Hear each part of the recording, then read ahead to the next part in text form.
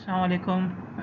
These slides are related to signal design and I've taken them from chapter 21 and we will see what type of analysis are required to perform the signal design. So let us begin. So when you are doing signal design you have to follow these three steps and then within these steps there are subtasks or activities as well. So the first step is you develop a phasing plan and sequence for the signal. Phasing, I told you earlier as well, phasing means that the total time which is given for a movement, including green and yellow and all red.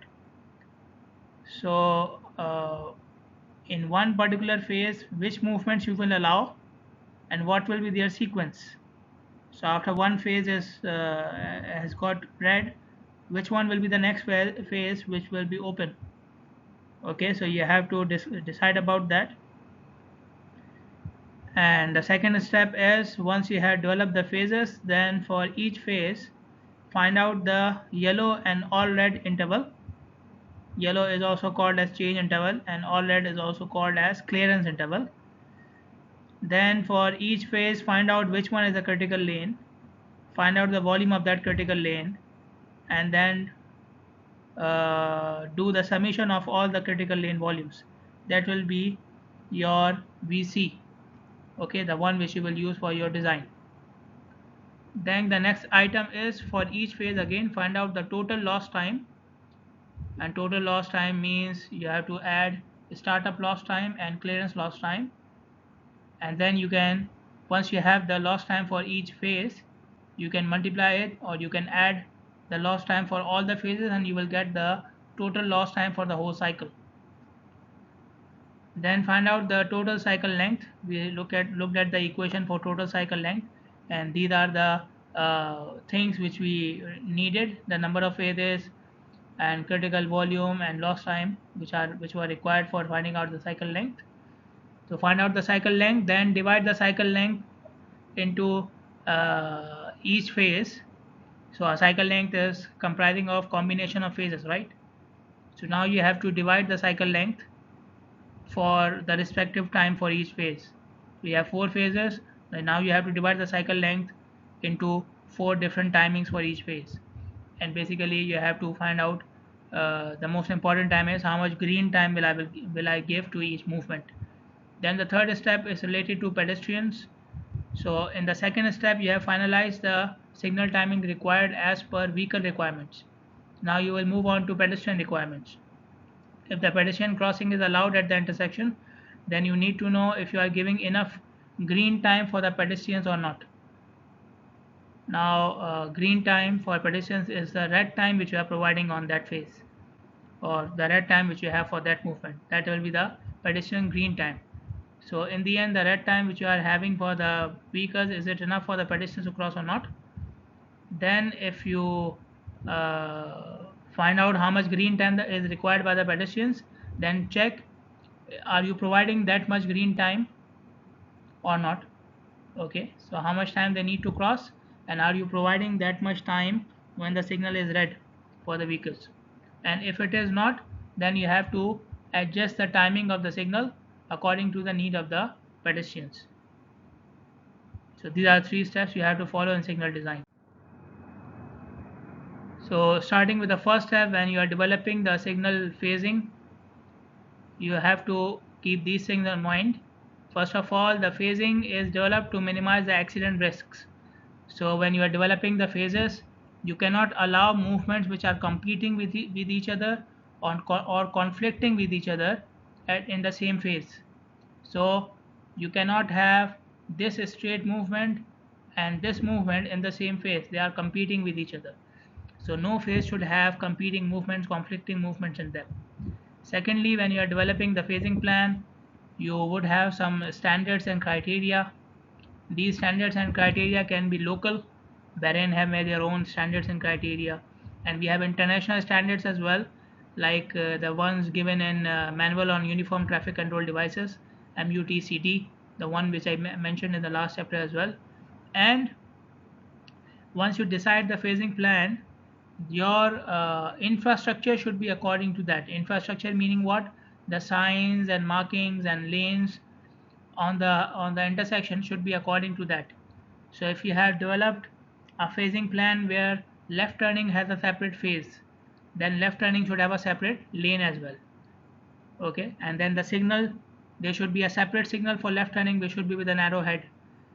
And similarly, there should be a marking on the pavement which is showing you have seen the arrow markings. Okay, so there should be some arrow markings on the pavement which will show the direction of the lanes. Okay, and similarly, you may need some signs as well to show the lanes and the direction of lanes. If I take the left turn, you may need to show me the destination as well, in which area I will end up. Okay, so design your infrastructure according to the phasing plan, and the phasing plan should also be consistent with the intersection geometry. Okay, so if you have a 4-lane intersection, then obviously some movements are not are sorry, if you have a 3-leg intersection, for example, if you have an intersection like this. Okay, so you can see now this direction and this direction have straight and left, but this direction has left and right only. Okay, so your phasing plan should be according to the directions which are available. Okay, you have to now consider which movements are available, which movements are not available, okay, or not possible. Lane use assignments, you have to assign the lanes according to that. Okay, so like I said, if you are providing extra phases for turning, then you have to provide extra lanes for turning as well exclusively. And volumes and speeds, the high volume roads will need more time. You may need to give them more phases as well. So maybe you give them 2 phases, one for the straight, one for the left. And when you are giving the left, straight is still open. You may have again, you have to consider the speeds as well. There's the directions which have higher speeds will be going faster. Okay, so you may give the time according to that.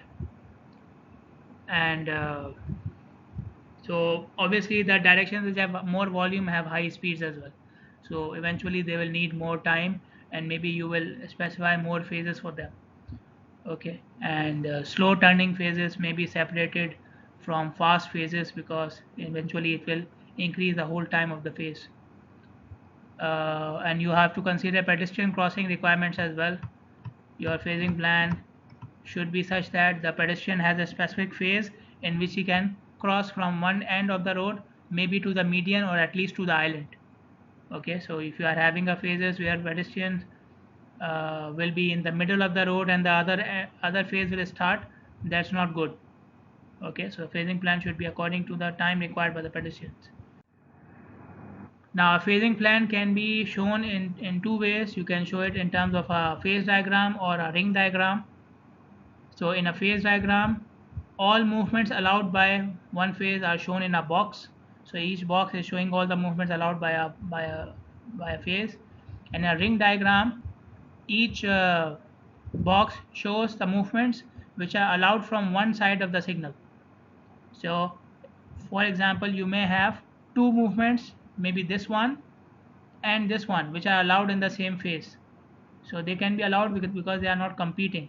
So if you make a phase diagram, they will be shown in the same box. But if you make a ring diagram, this movement will be shown in a separate box and this movement will be shown in a separate box, because they are in 2 different directions. So a ring basically is a controller for one face of the signal, one side of the signal. Okay, so obviously you cannot have one face of the signal having or controlling more than one side of the intersection. Okay, so one ring basically shows the movements which are happening from one face of the signal. Okay, face with an F. Okay, then these are the notations which we must know when we are using the phase and the ring diagram. So straight arrow means straight movements, right turning arrow means right turning movement, left turning arrow means left turning movement. If the arrow is a solid line, that means the movement is protected, means it will only happen if the signal is green for that movement.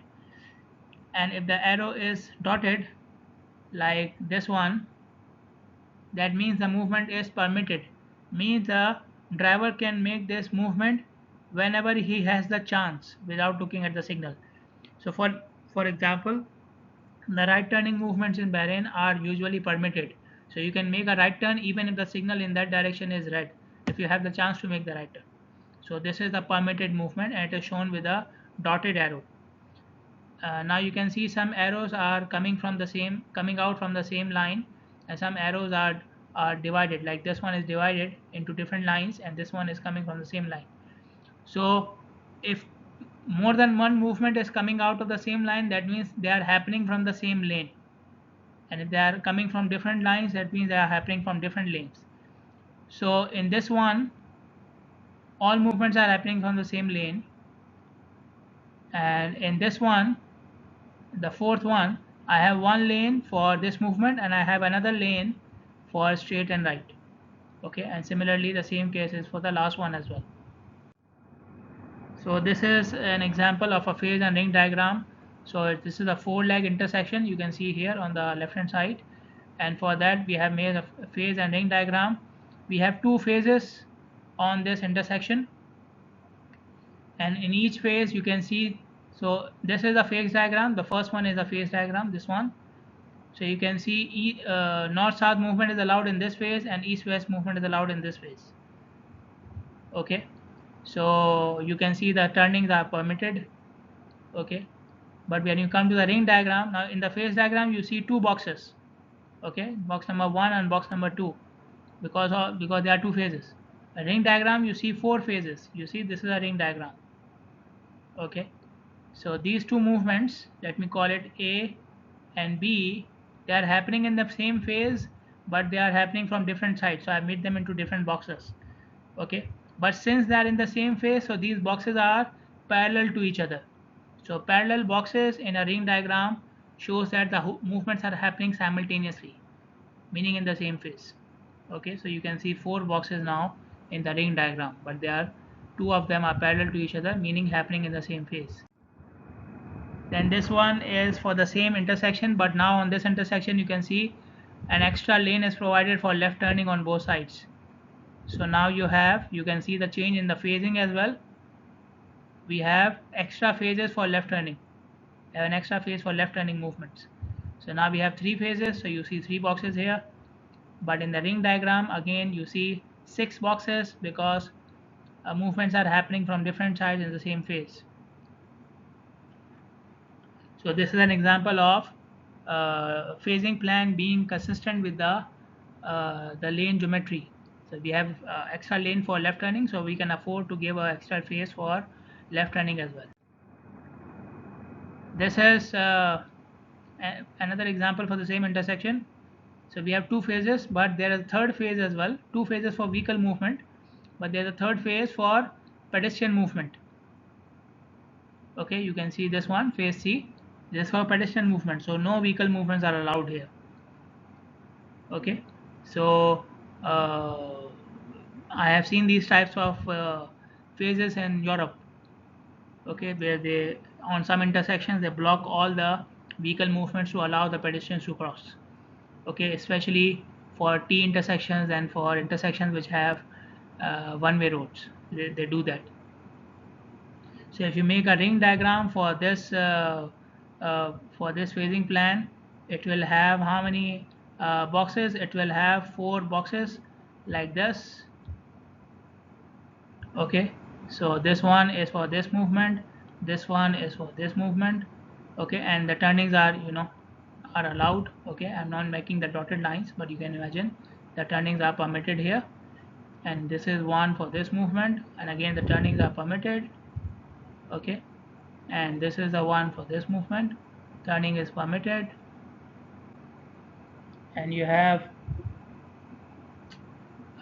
this one for pedestrians, so we will have 5 boxes here. Okay, then we come to the calculation of signal timing. So the first signal timing to calculate is yellow and all red time. So you can see the equations are given here. On the left hand side you see the equation for yellow time. Now this is the yellow time, okay, not capital Y, small y, yellow time. So it starts with the T, which is the perception reaction time. For signal normally we take it 1 second. S means the 85th percentile speed. So you can go to the field, find out the whole speed distribution, find out its 85th percentile speed, or you can find out the middle speed, average speed, and then you can add 5 miles per hour in it. That will become the 85th percentile speed. A is the standard deceleration rate, normally taken as 32.2, so 2A will become 64.4. Okay, and we have a constant here, and G is the gradient of the road. Okay, so this is how you calculate the yellow time, and this equation is calculated using the equation of sight distance. Okay, so you calculate sight distance, and sight distance upon speed of the road will give you this equation. And then these are the equation for all red time. On the right hand side we can see we have three equations here. So the all red time will depend upon the pedestrian volume, how much pedestrian volume you have crossing that side of the road. So if you have no pedestrian traffic, you will use this equation, the first one. In this equation, AR means all red, W means the distance from one stop line to the farthest traffic lane, whichever is the farthest traffic lane. So you have this intersection, for example. So if I'm talking about this line, this stop line, so from this stop line, which one is the farthest lane in which you can go? So from here I can go in this direction, I can go in this direction, I can go in this direction as well. So you measure the distance on all three sides, and you see which side gives you the highest W. So W will be the highest distance to the farthest lane. And then L is the length of the vehicle, normally taken from 18 to 20 feet. And then we have the equation for for high pedestrian volume. So we will use this equation for high pedestrian volume. Okay, what do we mean by high?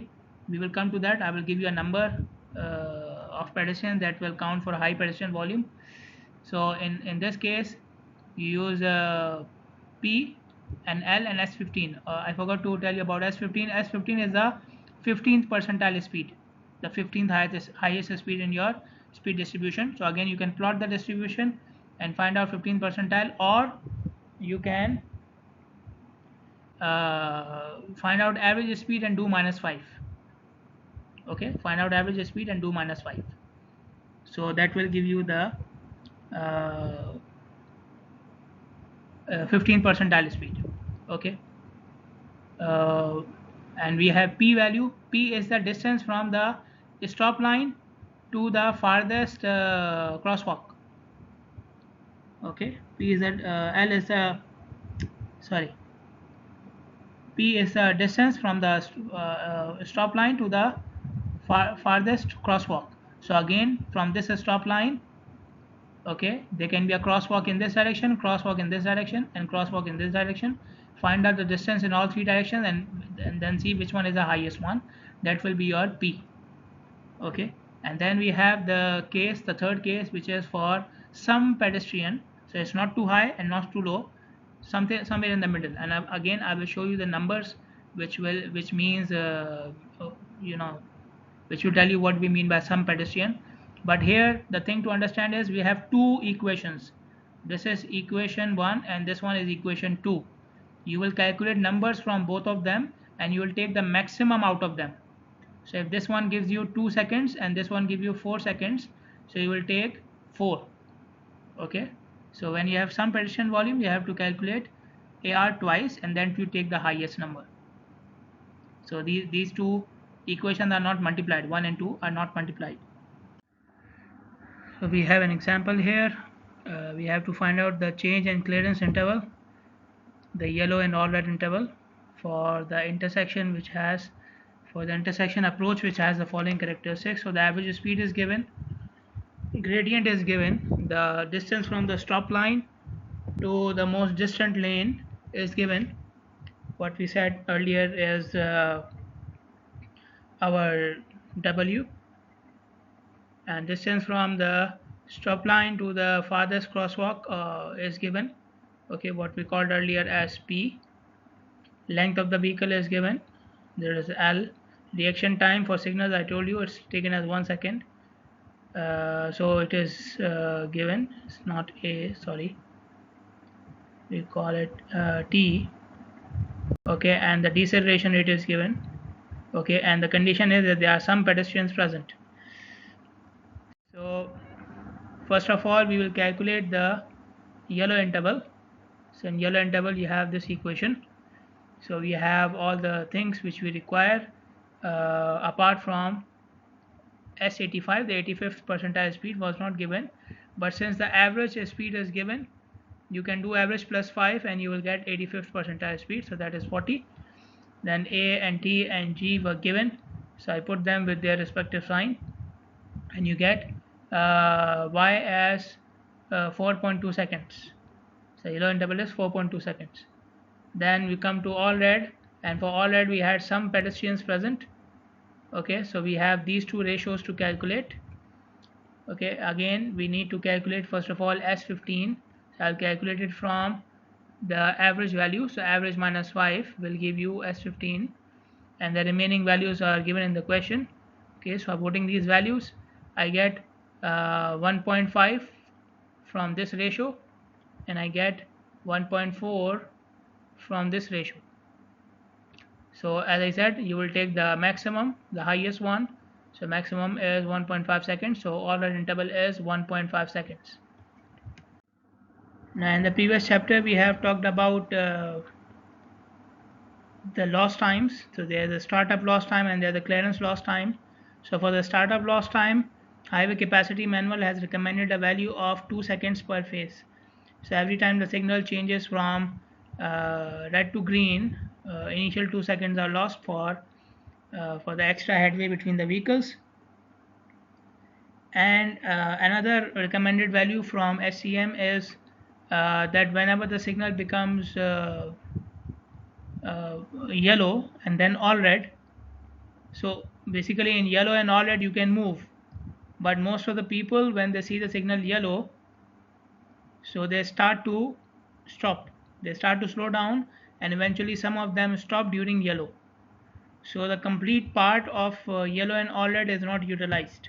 The complete time of yellow and all red is not utilized. You only utilize a part of it. So for example, the yellow was, let's say, was there for 3 seconds.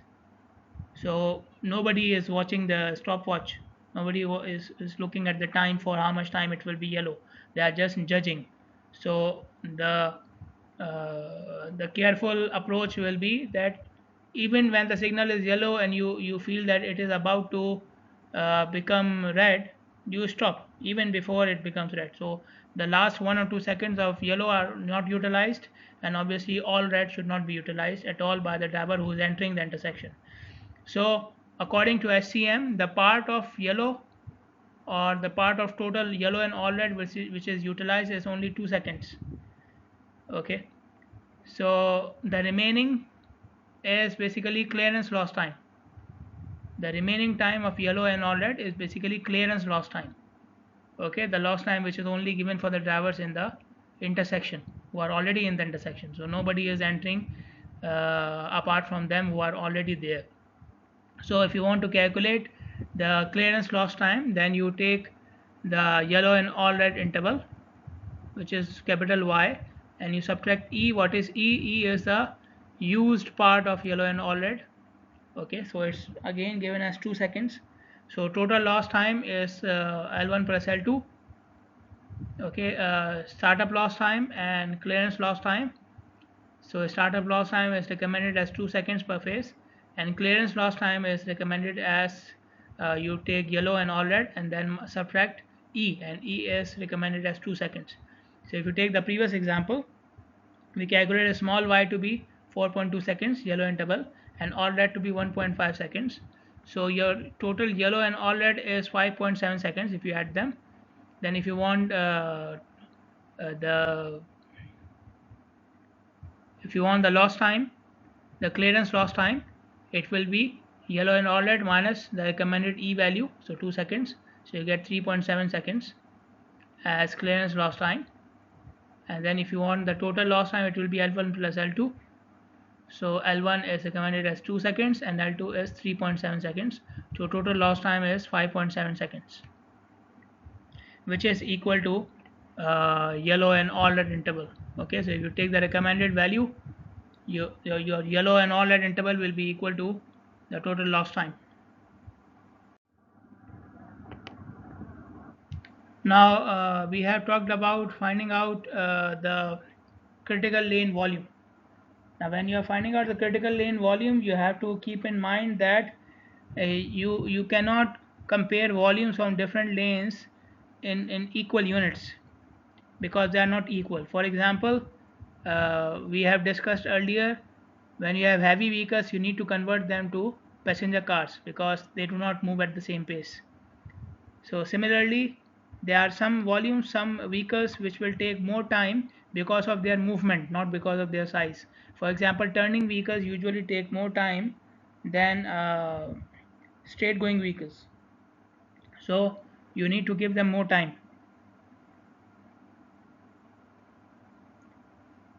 So basically we need to come up with a method so that we can make turning vehicles equal to straight vehicles. Okay, and again, turning vehicles, left turning may take more time than right turning, obviously. So we need to come up with some factors by which we can make the turning volumes equal to the straight going volumes, and so that we can compare. Otherwise, you have a turning lane with 200 vehicles per hour, you cannot compare it with another lane which has a straight volume of let's say 210 vehicles per hour, because they are not in equal units. So you have to make them in equal units. So we have these equivalency factors to convert turning volumes into through or equivalent volumes. Okay, through in your book or in traffic, in terms of traffic, is considered as through. So through means straight. So you have two tables here, one for left turning equivalency factors and the other one for right turning equivalency factors. So the left turning equivalency factors mainly depend upon how much volume you have coming from the other side. So if I'm making a left turn here, so I must know how much volume is coming from this side. Okay, and how many lanes are there. So this is V naught, the volume, and the lanes which you have in this direction will become your N naught. Okay, so you put these values here for V naught and N naught, and you find out the equivalency factor. Now this table is used when you consider left turning to be permitted. Like I said, you can make the left turn even if the signal is red for you, if you have the chance. But we don't have that case in our country, in Bahrain or in many other countries. So for protected left turns, you can simply take a value of 1.05. We control the left turn through the signal. You cannot make a left turn if the signal is red. So in that case, we don't have to worry about V naught and N naught. You can simply take the equivalency factor for left turning to be 1.05. And then for right turning, we need to know how many pedestrians we have. Okay, so if you are making this right turn, then how many pedestrians are crossing from this side. Okay, so if you have 0 pedestrians, the equivalence factor is this. If you have 50, then it's this, and so on.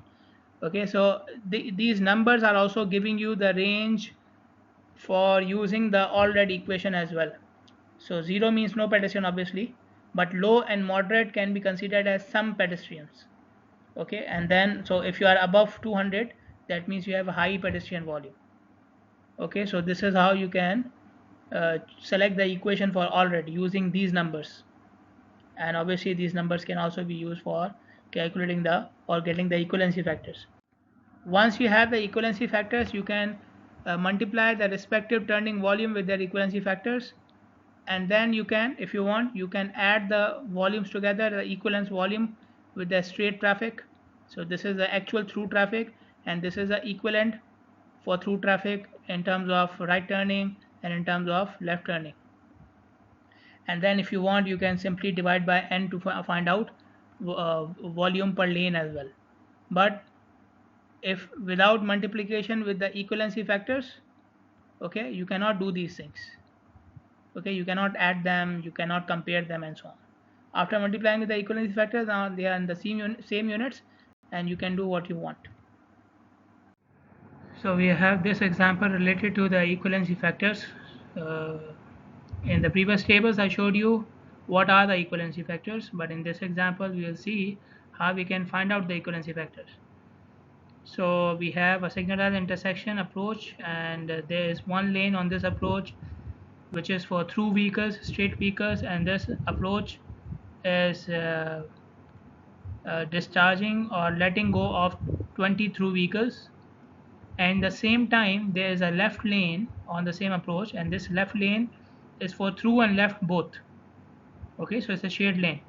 So from this lane we have a discharge of 10 through vehicles and 5 left turning vehicles. Okay, so the time taken by this lane to discharge 20 through vehicles is the same as the time taken by the left lane to discharge 10 through vehicles and 5 left turning vehicles. We have to find out what is the equivalency factor for left turning in this case. Now, so we will make the volume of these two lanes equal in terms of their time. Okay, so this is the meaning of equivalency factors, right? Equivalency factor means what? The something, a factor which when you multiply by something makes that thing equal to something else. Okay, that's the equivalency factor. So we have 20 through vehicles, okay, equals in terms of time. Okay, in terms of time of crossing, these 20 through vehicles are equal to 10 through vehicles from the other lane, so they are 10, so there is no equivalency factor required here, plus 5 left turning vehicles. Now these 5 are not equal to this 10, so I multiply 5 this some factor to make them equal so that I can add them. So this factor is the left turning equivalency factor. So 5 multiplied by equivalency factor. So 20 through vehicles equals 10 through plus 5 left turning into the equivalency factor. So from this equation you can calculate the equivalency factor. It comes out to be 2. So each left turning vehicle is taking twice the time of a through vehicle, a straight vehicle. This is another example for converting the volumes now. So we have an approach which is carrying a volume of 1350 vehicles, okay, total, and from these 1350, 8% are left turning, and the equivalency factor for left turning is given 2.7. okay, and the units are 2.7 through vehicle units per left turn. TVU means through vehicle units per left turn, meaning straight vehicles per left turn, per left turning vehicle. So we have 2.7 straight vehicles equal to 1 left turning vehicle. So we want to know what will be the equivalent volume, total equivalent volume for this approach. And equivalent volume will obviously be in terms of through volume, through units. So first of all, we will find out how many left turning vehicles we have. So 1350 into 8%, because we have 8% left turning vehicles. So number of left turning vehicles are 108. So if you multiply 108 with the left turning equivalency factor, they will become through vehicle units of left turning vehicles. So 108 multiplied by 2.7. So this is 108 left turning vehicles converted to through vehicles, and the remaining are already through vehicles, so I will just add them. So how many are remaining? 1350, which is the total volume, minus 108, which is the left turning vehicle, so the remaining through volume. So through volume plus left turning multiplied by the equivalency factor will give you through vehicle units for the total volume. So it is 1534 through vehicle units. Total volume is 1534 through vehicle units. Now let's see how we can use these volumes to find out signal timings. Okay, so we have this signal here, and in this you can see it's a phase diagram. Oh, sorry, it's a ring diagram. So the phases are mentioned on the left hand side. So we have 4 phases: A1, A2, A3, and A4, and then the movement which is allowed in each phase is shown according to its side. So you can see some parallel boxes here because movements are happening in on different sides of the signal. So you can see in phase A1 this left turning movement starts, and this one also starts, but when phase A1 ends, this is continued, this one is continued, and a new movement starts as well. So, and when this movement ends, this movement of 250 ends, this movement starts and phase 3 starts, and in phase B we are having all movements for north and south happening in the same phase, and for each movement they have given me the volume coming in the critical lane.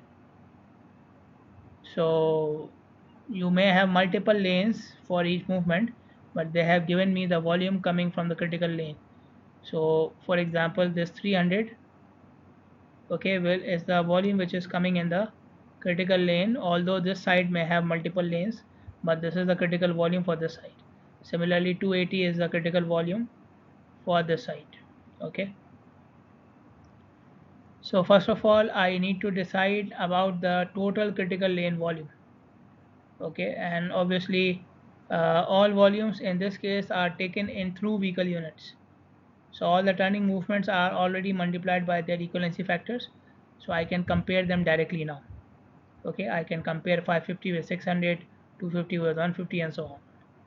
Okay, now for phase B, the highest volume is from the south direction, this one. So for phase B, critical volume is 300.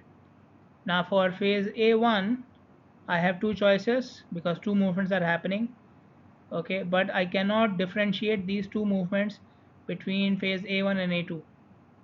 For example, in phase A1 you can see 150 is happening, but at the same time from the other side 250 is also going on, but this 250 is not happening only in phase A1, it is continuing to phase A2 as well.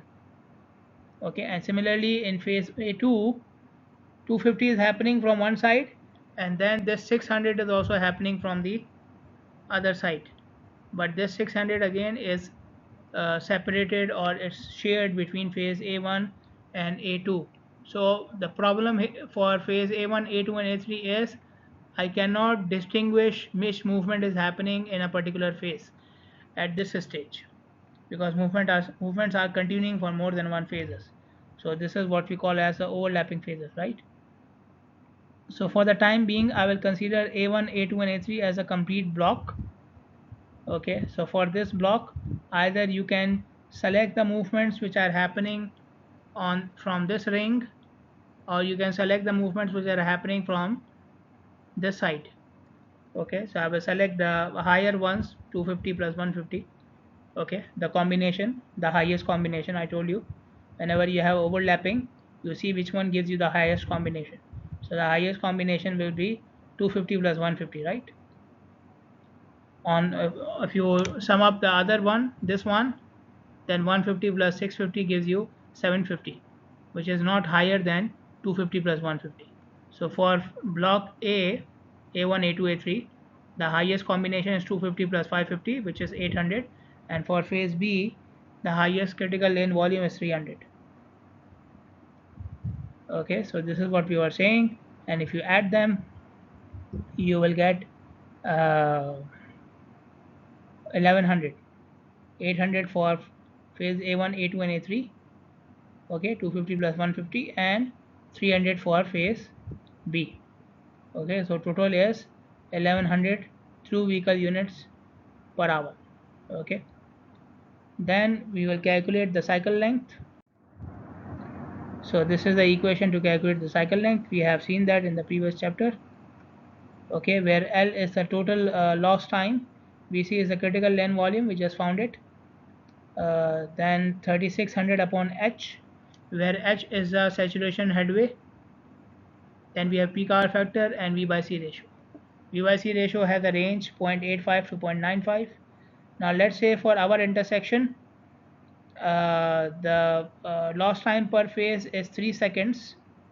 Okay, so it's 3 seconds per phase, and L is total lost time, which is number of phases, which is 4 in my case, A1, A2, A3 and B, multiplied by 3 seconds for each phase.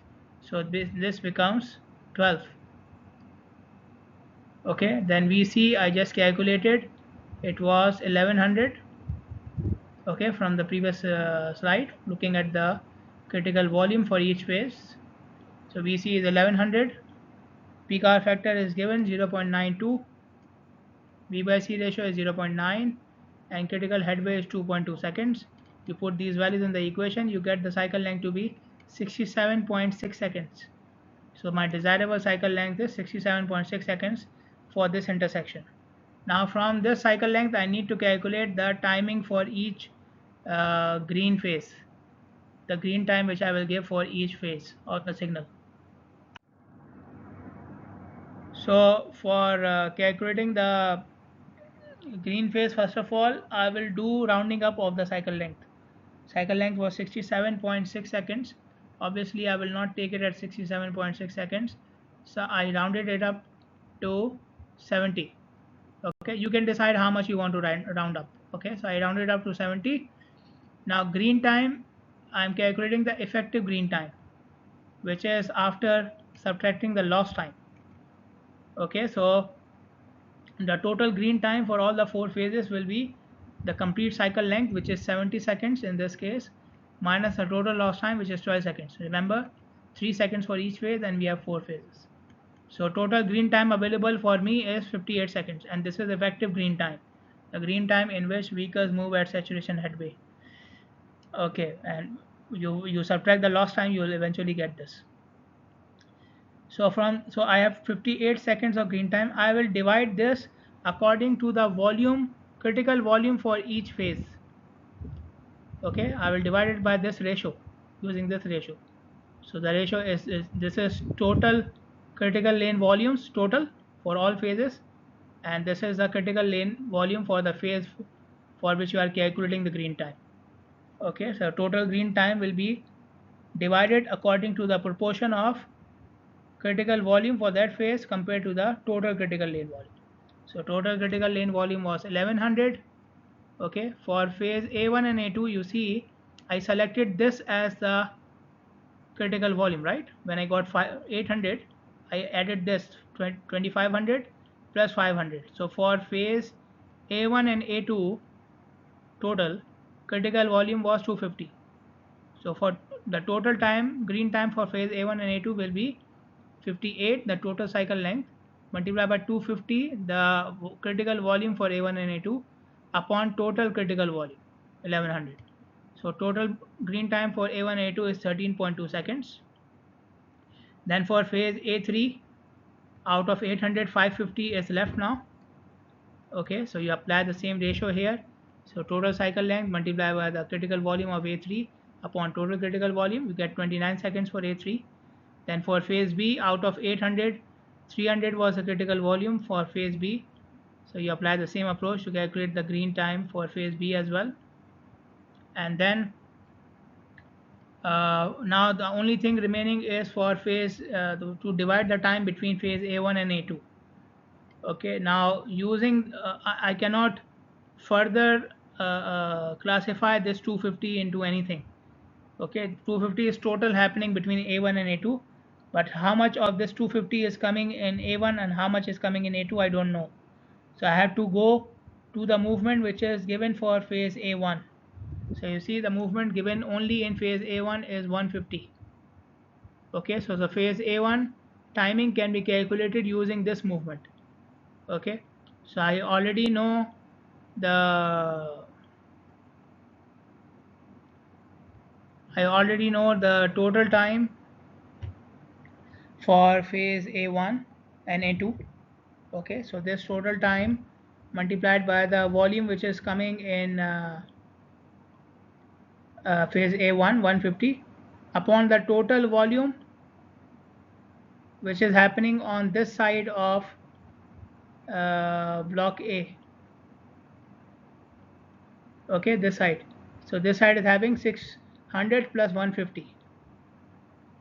Okay, so if I'm going to use this movement for calculating the time, then I'm going to use a total volume from this side to calculate the time. Okay, so the total time for A1, A2 and A3 is 42.2 seconds. Okay, how did I get it? Total cycle length of 58 minus the green time which you have for phase B. Okay, so when you subtract it, you will get 42.2 seconds. So total time for A1, A2 and A3 is 42.2 seconds, and this time on this side should be enough for 750 vehicles. 150 plus 600, so 750 is the total, and out of which A1 has 150 vehicles, so multiply by 150, so you get at 8.4 seconds the green time for A1. And obviously now you know the green time for A3, you know the green time for A1, so the remaining will be the green time for A2. Okay, so the total green time for A1, A2, A3 42.2 minus green time for A1 minus green time for A3, you get the green time for A2, 4.8 seconds. Now the last stage for designing the signal is to check for pedestrian timings. Now for pedestrian timings, we have two different, to check the pedestrian timing for signal, we have two different equations. So you can see these two equations here. In this equation, n means the number of pedestrians crossing per phase from one crosswalk. Okay, so you have to count the number of pedestrians crossing in one phase of the signal. We is the width of the crosswalk, width, not the length. So if the crosswalk is made like this, so this is the width of the road. Okay, this is the width of the road, and We is this width. This is We. Okay, so we have two equations here on the basis of We. So if We is more than 10 feet, you will use this equation, and if it is less than 10 feet or equal to 10 feet, you will use this equation. So as I said, number of pedestrians, and L is the length of the crosswalk. This is L, this is L, and SP is the average walking speed of the pedestrians. So first of all, you should know the width of the crosswalk, on the basis of which you will select the equation. Then you put the parameters in the equation, you find out how much green time is required by the pedestrians. Now when you are checking the green time on the signal timing, you have to you can apply one of these three criteria. Okay, if you apply the first criteria, you are saying that the pedestrian green time should be at least equal to the complete phase time, green plus yellow plus all red. If you apply the second criteria, you are saying the pedestrian green time should be equal to green plus yellow only. And if you apply the third criteria, then you are saying the pedestrian green time should be at least equal to the green time of that side. Okay, now just a small clarification here. When we say this green time, this is which green time? The green time in which the pedestrian can move. Okay, so if I'm talking about this side of the road, so the pedestrians are crossing in this direction, right? So the green time is not for this movement. Okay, this movement cannot happen when the pedestrians are crossing like this. The green time will be for the movement which is happening parallel to the pedestrians. So we are talking about these vehicles. Okay, vehicles which are going parallel to the pedestrians. So this is a green, yellow and all red for the movement which is happening parallel to the pedestrian movement. Okay, now what is the difference between these three criteria? The difference is between the extra time the pedestrian will have. Okay, in each case. So if you are going for the first criteria, okay, so you are saying pedestrian timing should be at least equal to green plus yellow plus all red. Now what happens after all red? The next movement will start to enter, right? So there is no flexibility here in the first case. When the next movement enters, these pedestrians must stop. So if one of the pedestrians has come to this place and this movement has started, now this is dangerous for him, right? So if you go for the first criteria, there's less flexibility for the pedestrian. Okay, if you go for the second criteria, what will happen? Even if the pedestrian is here in the middle of the road when the signal becomes red for this side, even after that he has 1 or 2 seconds more because of the all red time. The all red time is not included here, right? So after yellow, all red time will happen. So even if the pedestrian has not crossed between green and yellow, he can still cross in all red time. Okay, and in the third case, you are just making it equal to the green time. So he has the yellow and all red after that. Okay, so the amount of flexibility required is increasing with each criteria. And you can see on the basis of pedestrian volume you can decide which criteria you would go for. All of them are theoretically correct, but if you want to have more safety, then the third one is a safer one, and so on. Okay, so we have an example on how to adjust signal timing for pedestrians. So we have a signal with two phases, phase A and B, and the green time, the actual green time is given, yellow and all red time is given, and total lost time is given for each phase. And they have also given me in the last column, you see the green time required by the pedestrian, and they are saying this green time should be equal to green plus yellow plus all red. So they were going for the first criteria, that the total phase time should be equal to the pedestrian required time. So we have to check, are we providing that much time, the green plus yellow plus all red, is it equal to the required timing for the pedestrian, and if it is not, then we need to adjust it by maintaining the balance of the effective green time. Okay, we have to maintain the balance of the effective green time, meaning what, uh, if you have a balance of if the ratio of effective green time between A and B is, let's say, 1:2, then it should remain 1:2 even after you change the timing for pedestrian. The ratio should remain the same. This is what they mean. Why? Because if you just increase one phase timing without disturbing the other one, that means the queue length for that phase will increase.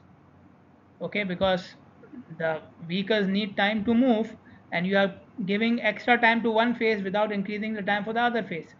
So in that extra time which you are providing for one phase, the other phase will have extra queue, and if you do not increase the time of that phase, that extra queue will remain there in the next phase as well. Okay, so to avoid these extra queuing vehicles, we have to keep the ratio same, so when one phase changes, the other phase timing will also change. So if you have some extra vehicles in the queue for the increased timing of one phase, these extra vehicles have extra time for them as well. Okay, so first of all, I need to calculate. If you look at the timing of the signal, so for phase A, we have G plus Y of 45 seconds.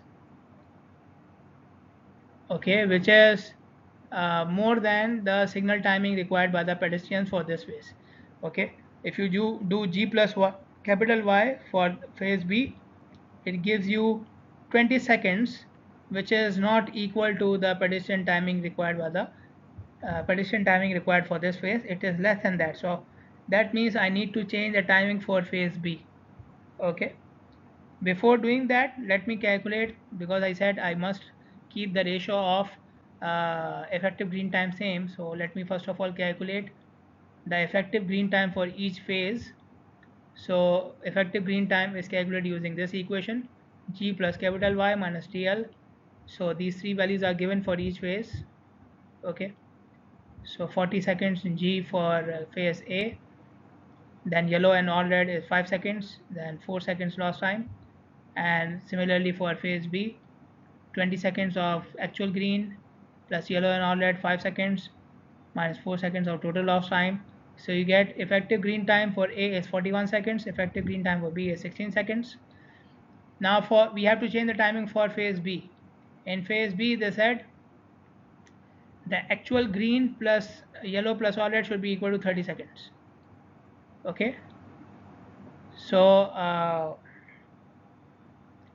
if this thing is equal to 30 seconds, then the effective green time for B would be equal to this. Okay, where 30 is what, G plus capital Y.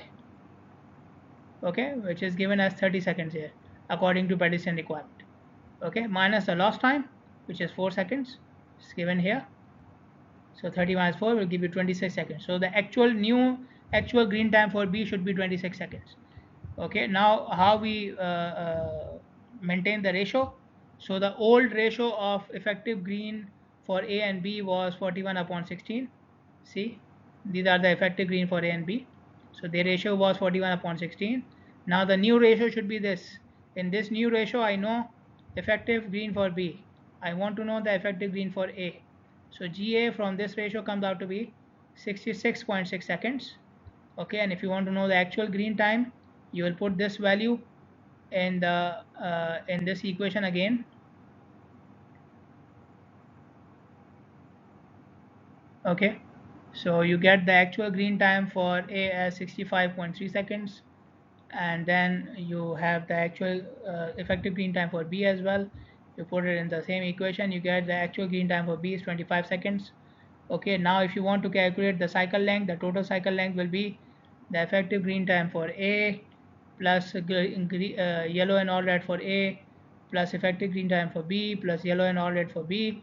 So the actual cycle length, the new cycle length comes out to be 100.3 seconds.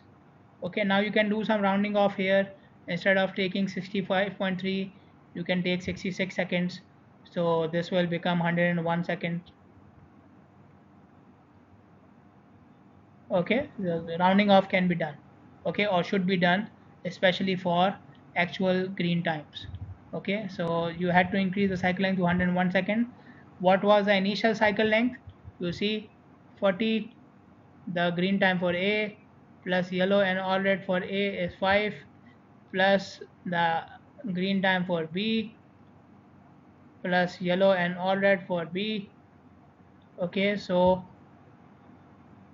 this one was actually 65 seconds. See, 45 plus 15, 60, and 5, 65 seconds. So the initial cycle length was 65 seconds, and to fulfill the pedestrian requirement, you had to change it to almost 101 second. This is how you do the adjustment for pedestrian timing.